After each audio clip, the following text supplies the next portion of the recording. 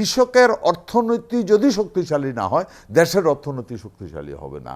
কৃষকের অর্থনীতি শক্তিশালী করতে হলে কৃষকের উৎপাদিত পণ্যের ন্যায্য মূল্য পেতে হবে। আমাদের পেঁয়াজ উৎপাদনের পরে থেকে সংরক্ষণের কারণে প্রায় 30+% নষ্ট হয়ে যেত। আমরা বাংলাদেশের ফসলের উৎপাদন, সংরক্ষণ এবং ব্যবস্থাপনা নিয়ে নিয়মিতভাবেই কিছু অভিযোগের কথা শুনি। এই যে মৌসুমে কৃষক দাম পান না, তার যে উৎপাদন খরচ, অনেক সময় দেখি যে উৎপাদন খরচটাই ওঠে না। এখানে আসলে সংকটটা কোথায়? আমাদের কি তথ্য উপাত্তের কোনো ঘাটতি রয়ে গেছে, নাকি বাজার ব্যবস্থাপনার ক্ষেত্রে এমন কোনো সিস্টেম দাঁড়িয়ে গেছে যেটা কৃষকের পক্ষে কাজ করে না?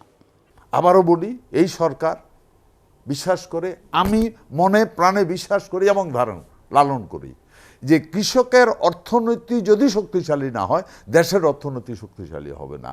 কৃষকের অর্থনীতি শক্তিশালী করতে হলে কৃষকের উৎপাদিত পণ্যের ন্যায্য মূল্য পেতে হবে।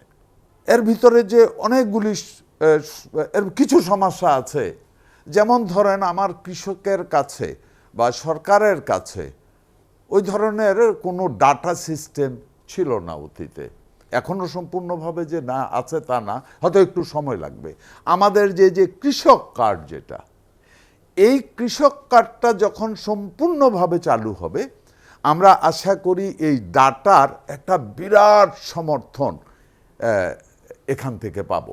এটা তো একটু সময় সাপেক্ষ, কিন্তু কৃষক তো প্রতি বছরই সাফার করে, এবং আপনি যেহেতু নতুন দায়িত্বে, আপনার কাছেও তাদের একটা প্রত্যাশা আছে। ইমিডিয়েট সলিউশনে আপনারা কোনো উদ্যোগ নেবেন কিনা, নিচ্ছেন কিনা? অনেকগুলি উদ্যোগ এরই মধ্যে আমরা নিয়েছি।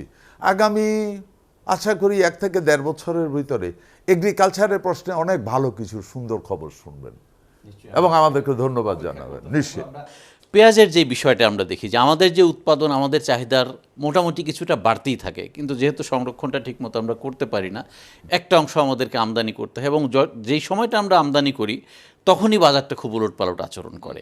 আমাদের পেঁয়াজ উৎপাদনের পরে থেকে সংরক্ষণের কারণে প্রায় 30+% নষ্ট হয়ে যেত।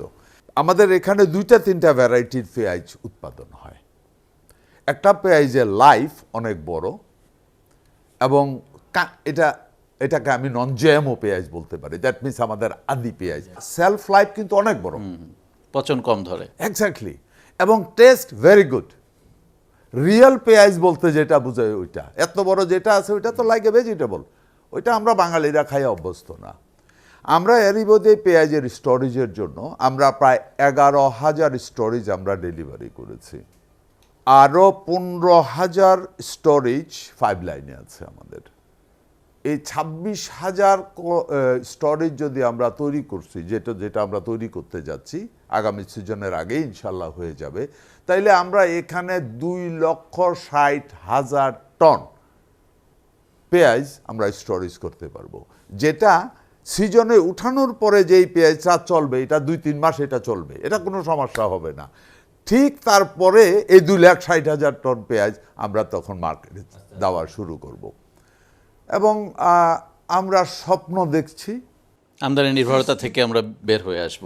আমদানি নির্ভরতা থেকে বের হওয়া না, আমরা আরো কিছু স্বপ্ন দেখছি। আমাদের পেঁয়াজ দেশের বাইরে যাবে না, আমি আশা করছি।